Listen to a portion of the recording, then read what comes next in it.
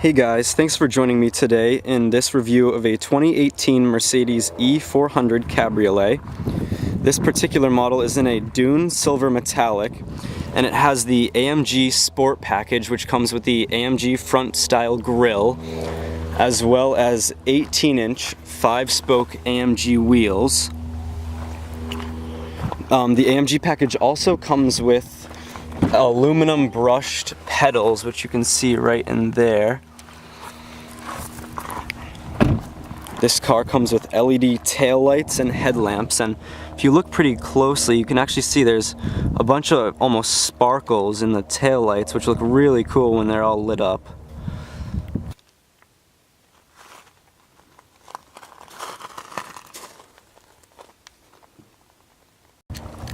And this car also features an adaptive headlight system which detects when other cars are coming, and it will turn the high beams off accordingly.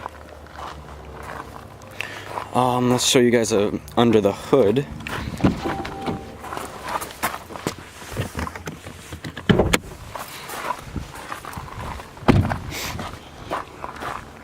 And under the hood of the 2018 E400, you will find a 3-liter biturbo V6, which produces 329 horsepower, as well as 354 pound-feet of torque, and that is transferred through the wheels by a 9-speed automatic transmission. Moving on to the interior of the E400, you'll see it's featured with a keyless go system, which is very common nowadays in modern cars.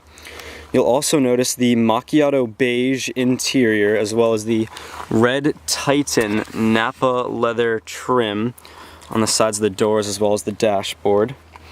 And this car also comes with Designo seats and floor mats, which are fully adjustable, as well as have memory settings too. There's also heated seats, and since this car is a convertible, which I'm sure you've noticed, there's an air curtain which comes out the headrest of the seats, which keep the driver warm in cold weather if the top's down. And some of the interior features of the car, let me just start it up, you'll notice are the Burmeister sound system, which in this is way better than the Harman Kardon system, which was in the previous generation E350s. These just blow those out of the water completely. It's very similar to the sound system in the S-Class. And moving on to some of the technology that this car has, you'll notice the two 12.3-inch wide-screen displays for the dash and the infotainment system, which is, they're awesome. They're so clear, and you can see them perfectly during the day as well as in nighttime.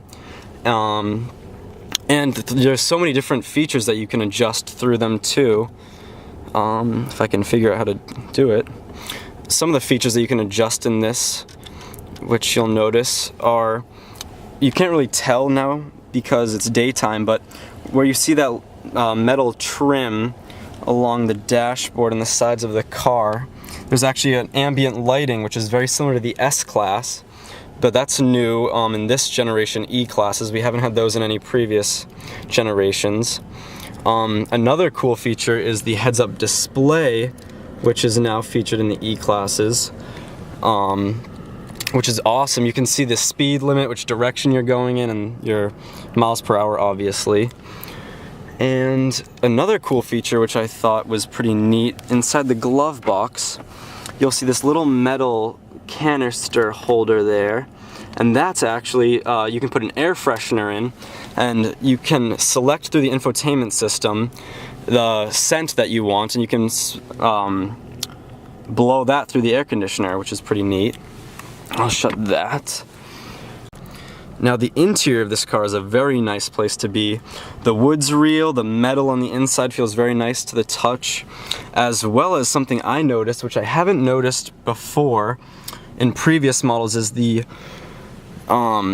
A-pillars, as well as the roof too, in the convertible at least, has a nice Alcantara suede material to it, which I've never noticed before in other convertibles. And in the old E350 that I've driven, it was a 2014, these pillars were plastic, and the roof was like a cloth material, and this feels much better than it had before.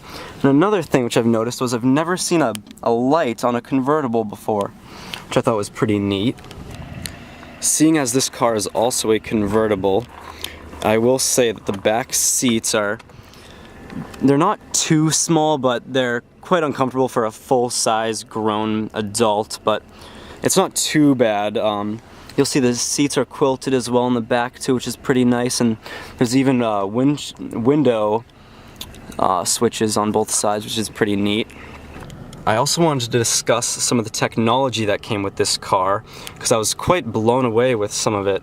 For starters, when you put the car into reverse, you'll notice that there's not only a 360-degree camera as well as a backup camera, but there's plenty of different options too, which includes a wide-angle backup camera as well as side view and front view and everything. It's awesome. The HD backup camera on this car is way better than the backup camera even on the 2017 Model S classes, which I thought was pretty funny.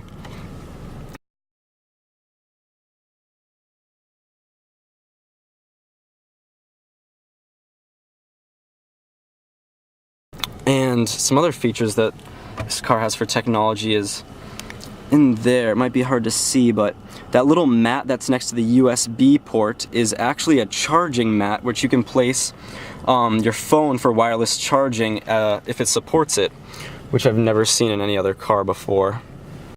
I'll put it into gear now and give you guys a little taste of the driving experience. Now I apologize, I don't have a camera mount, so I can't really point the camera towards me, but I'm gonna have to just hold my DSLR in my hand. The ride on this car is much smoother than in the previous E-Class. The suspension seems a lot more comfier, as well as the all-wheel drive is definitely noticeable too. Definitely a different driving feeling than in the rear-wheel drive that the previous E-Class convertible had, because they didn't have an option for the 4MATIC. It also has a little bit louder of an exhaust. It doesn't sound quite as good as the naturally aspirated 6-cylinder does, but the twin-turbo V6 definitely puts down some power with the 329 horsepower and 354 pound-feet of torque. It's not bad. You'll notice too this car also has paddle shifters, but I can't really use them because I'm just driving with one hand right now.